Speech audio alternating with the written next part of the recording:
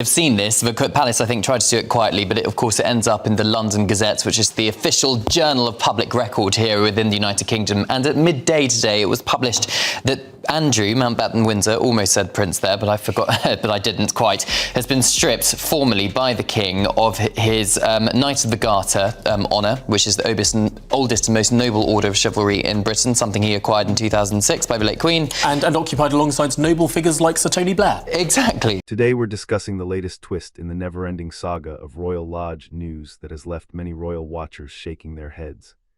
After months of talk about Andrew Mountbatten-Windsor's departure, compensation packages, and the legal wording inside his lease, a new internal inspection has now revealed a surprising turn. The 30-bedroom Royal Lodge, one of the most prestigious homes on the Windsor estate, is reportedly in such a poor state of repair that Andrew may walk away with nothing, not a single pound of the nearly $500,000 he was once believed to be owed. This revelation has sparked a fresh set of questions. What exactly happened inside Royal Lodge after 20 years of Andrew living there? Why was the condition bad enough that the Crown Estate has already warned Parliament he will likely receive no compensation at all? Buckingham Palace previously stated His Majesty has initiated a formal process to remove the style, titles, and honors of Prince Andrew.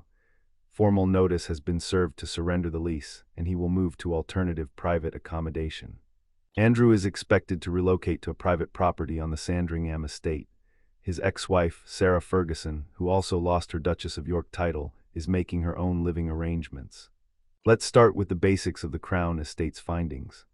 On the 12th of November, officials carried out an internal inspection inside Royal Lodge, the first stage of their assessment ahead of Andrew's expected departure. In a letter to MPs which became public shortly after, the Crown Estate said the property had significant dilapidations and repairs required. Their wording could not have been clearer. They stated that in all likelihood, Andrew Mountbatten-Windsor will not be owed any compensation for surrendering the lease early. This is a remarkable turnaround. For years, the figure estimated was roughly £488,000. Under the lease he signed in 2003, Andrew would have been entitled to compensation if he returned the property in a good, well-maintained condition. Instead, the Crown Estate appears to have found the opposite. In a dramatic move marking the latest chapter in this long-running royal saga, King Charles has officially stripped Prince Andrew of his remaining royal honors. On December 1st, Andrew Mountbatten-Windsor's membership in the prestigious Order of the Garter was formally cancelled, as announced in the Gazette. Andrew has lived at Royal Lodge for decades. He does not pay rent because he paid up front for a 75-year lease at a cost of more than £8, £5 million. Technically, the annual rent would have been £260,000, but he avoided that by making the upfront payment for renovation costs. For the past 2 decades, the arrangement was rather generous. The only fee due was 1 peppercorn a year, and that was only if requested. The Crown Estate stressed in their letter to MPs that the terms of the deal were fair and in line with market practice at the time. An architect approved the plans for renovation, and there were no suggestions of problems during the early years of Andrew's tenancy. So how did we reach a point where a 30-bedroom mansion with formal gardens, staff quarters, and historic interiors is now being described as dilapidated? He has also been stripped of his Knight Grand Cross of the Royal Victorian Order, the highest order of knighthood within the UK. While this move was expected, it serves as yet another reminder that Andrew has lost almost everything in terms of royal status, apart from the title of Duke, which can only be removed through an Act of Parliament.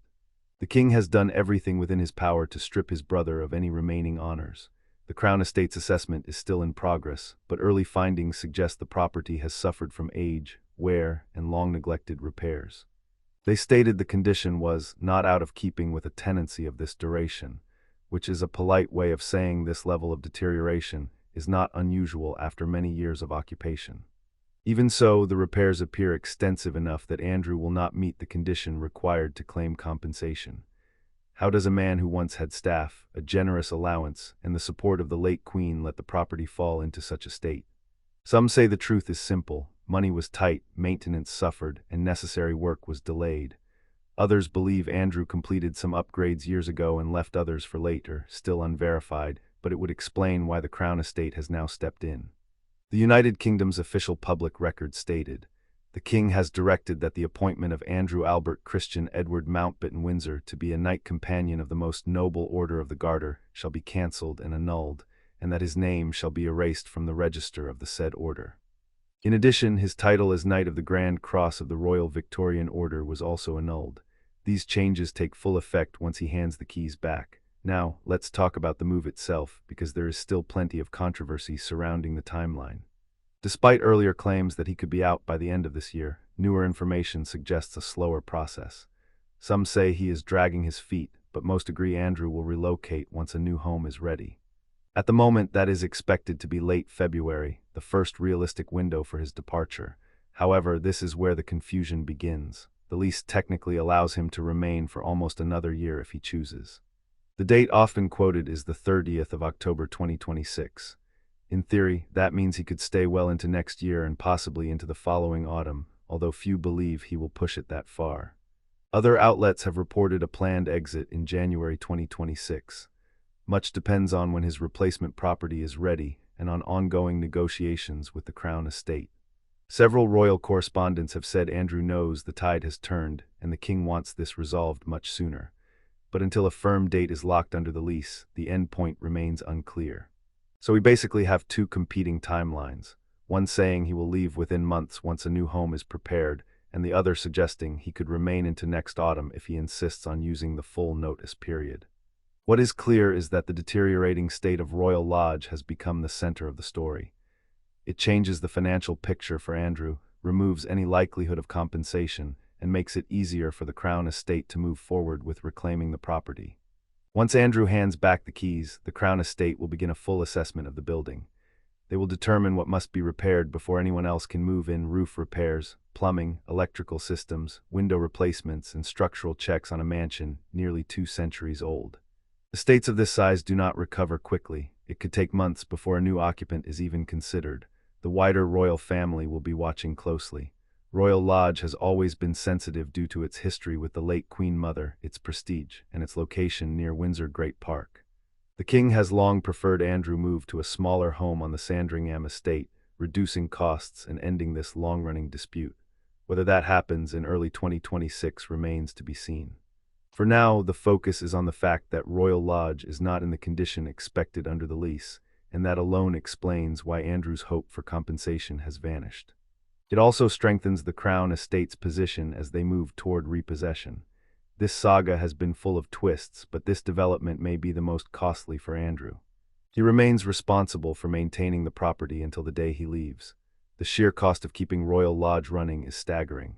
Reports estimate the minimum monthly upkeep at more than £30,000, covering staff wages, insurance, heating, security, and non-stop maintenance for an aging 30-bedroom mansion with massive grounds.